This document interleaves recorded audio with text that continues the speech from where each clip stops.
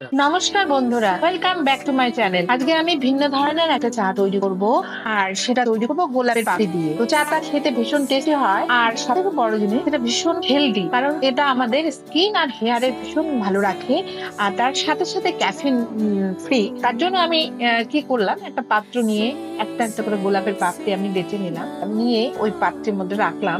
যেহেতু এটা আমার বাড়ির গাছের গোলাপ, তার জন্য আমি কোনো খারাপ অংশ আমার হয়নি, তাই আমাকে ফেলতেও হয়নি। এখানে কীটনাশকও নেই। যদি বাড়ির গোলাপ না হয়ে থাকে, সেটাকে আরো ভালো করে দেখে নেবেন, বেছে বেছে নেবেন। তো আমি আরেকটা পাত্রে জলে ভীষণ ভালো করে ধুয়ে নিলাম।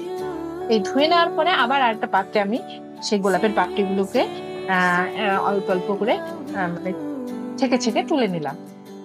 এবার তুলে নেওয়ার পরে দেখতেই পাচ্ছে, এবার আমি গ্যাস ওভেনে গিয়ে একটা ফ্রাই প্যানের মধ্যে 2-2.5 কাপ জল দিয়ে দিলাম। এই 2.5 কাপ জলটাকে আমি মোটামুটি 1 কাপ জলে আন্দাজে করে নেব। তো যতক্ষণ না জলটা গরম হয়, ততক্ষণ আমি এই পাপড়িগুলো দেবো না। তো তার আগে আমি দেখছি যে জলটা কতটা গরম হয়েছে।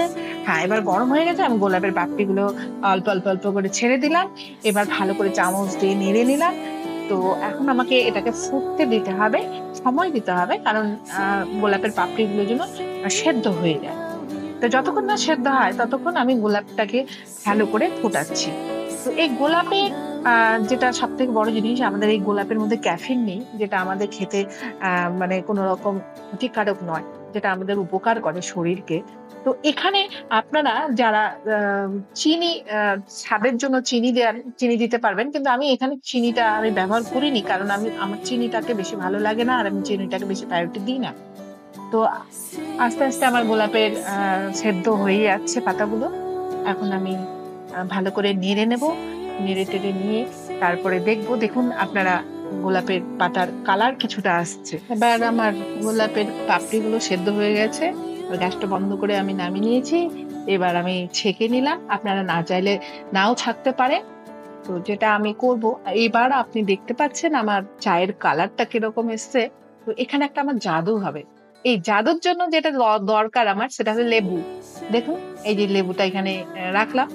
আর এই যে কালারটা দেখতে পাচ্ছেন, এই কালারটা একটা পরিবর্তন হয়ে যাবে। আমি আগের থেকে লেবুর রস করে রেখেছি। 1 চা চামচ লেবুর রস এখানে আমি মিশিয়ে দিলাম। মিশিয়ে দেওয়ার সাথে সাথে দেখুন, জাস্ট গোলাপের পাপড়ির কালার নিয়ে নিয়েছে। অ্যামেজিং, অসাধারণ। আর আমি স্বাদ অনুযায়ী, যেহেতু আমি বলেছি চিনিটা দিতে আমি পছন্দ করি না, তাই আমি মধুটা দিয়েছি, কারণ মধুর মধ্যে অনেক কিছু গুণ আছে। এবার আমার চা তৈরি হয়ে গেল। এবার চাটা অসাধারণ খেতে হয়েছে। আপনারা বাড়িতে তৈরি করে দেখবেন, খাবেন, ভীষণ ভালো আর উপকারী। তো এর জন্য আমার এই রেসিপিটা যদি ভালো লেগে থাকে, তাহলে আপনারা অবশ্যই সাবস্ক্রাইব, লাইক, শেয়ার, কমেন্ট করে দেবেন। Thank you.